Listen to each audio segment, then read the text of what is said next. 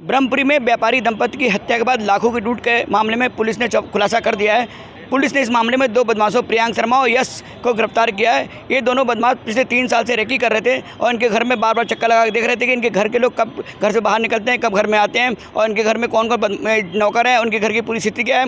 एक बदमाश जो कि प्रेमपुरी का रहने वाला है, वो एक बार किराए के मकान के लिए भी इनके घर भी आया था और जो मृतका महिला है अंजू जैन से बात भी की थी। ये दोनों बदमाश इतने शातिर थे।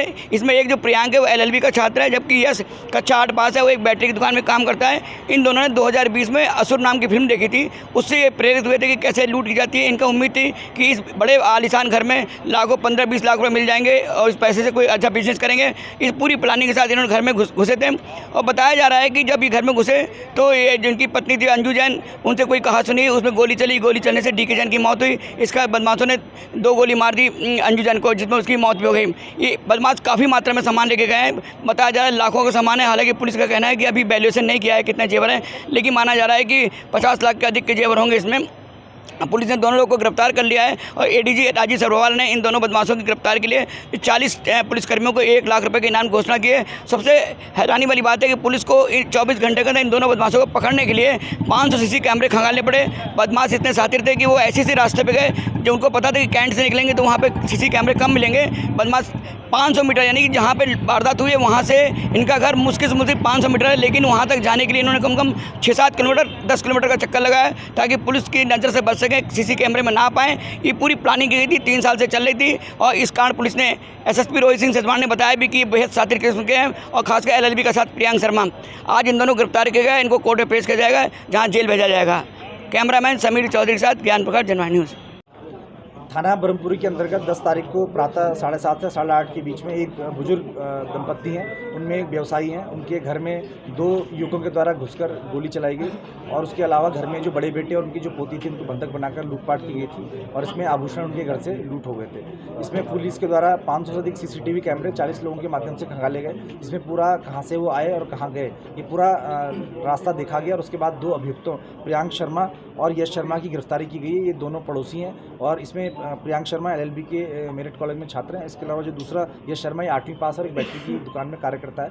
इनके द्वारा योजना 2020 के बाद वेब सीरीज़ देखकर ये अपनाई गई। इनकी आर्थिक स्थिति ठीक नहीं थी तो इसके द्वारा वेब सीरीज़ देखी गई और इसके द्वारा सोचा गया कि मैं भी लूटपाट करूँगा और एक अच्छा सामान मुझे मिलेगा, उसके बाद मैं व्यवसाय आरंभ करूँगा। तो ये घटना इसने सोची और इसके बाद इसने उस पूरे रोड में एक ऐसा मकान तलाशा जो मकान में एक्सेस करना, उसके अंदर घुसना बहुत ही आसान था।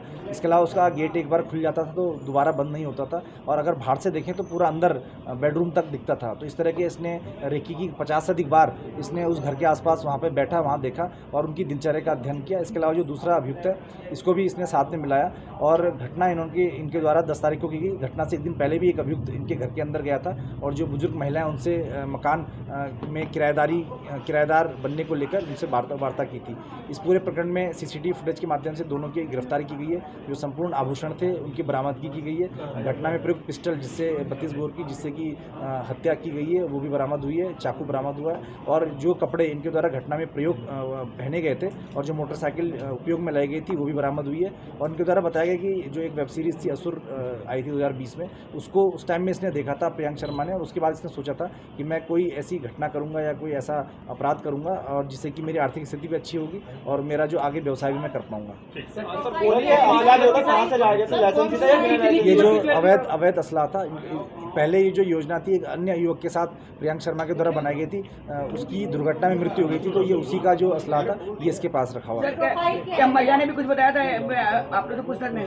किसने महिला नहीं, ये महिला के द्वारा इनसे पूछताछ में नहीं बताया गया था। सर ये जो गोली मारी गई है कैसे मारी गई है? ये इसके द्वारा बताया गया कि ये घर में जब घुसा तो शुरुआत में इसने सोचा कि उनको भी मैं एक कमरे में बंद करूंगा, लेकिन जो बुजुर्ग महिला हैं इनके द्वारा जब वो अपना वहाँ पे कंघी वगैरह कर रही थी, तो हाथ इन पे लग गया। तो जो गोली है, पहली गोली वो छिटक कर जो है वो इनके जो पति हैं, जो बुजुर्ग वहाँ पे सो रहे थे, उनके लग गई। फिर दूसरी गोली जो है वो इसके द्वारा, जब वहाँ पे महिला के द्वारा हल्ला मचाया गया, आवाज़ की गई, तो उसके द्वारा फिर दूसरी गोली भी उनके मारी गई, तो उनके हाथ में लगी। सर, ये आपने बताया कि इन्होंने पूरे एरिया में चलते रहे, पूरे दिन घूमते रहे, कितने ऐसे एरिया तक घूमते रहे, और क्या इन्होंने क्या अपना आभूषण या जो भी कहते हैं कपड़े वगैरह चेंज करे थे? हाँ, ये इनके द्वारा ये बताया, पिछले दिसंबर जनवरी में जब सर्दियों का महीना था, तो उस वक्त इन्होंने काफ़ी अधिक रेकी की थी। हर मंडे को ये आके, जो एक युवक है इसमें, प्रियांक शर्मा, ये आके वहाँ पर आसपास में बैठा करता था, धूप सेकने के बहाने पूरे दिन भर वहाँ पे देखता रहता था कि क्या हो रहा है। और इसके अलावा ये जो कपड़े थे, कपड़े इन्होंने पहने, घटना के बाद वो कपड़े इन्होंने बदल दिए थे अपने घर जाके। कितने सीसीटीवी की मदद ली गई इस पूरे घटनाक्रम का फिलहाल से? ये 500 से अधिक सीसीटीवी पूरे रास्ते के देखे गए, और पुलिस को चकमा देने के लिए इन्होंने बीच में जो रास्ता है आने और जाने के बीच में सीधा रास्ता न लेकर कैंट क्षेत्र से गए, जिससे कि ये ट्रेस ना हो पाए।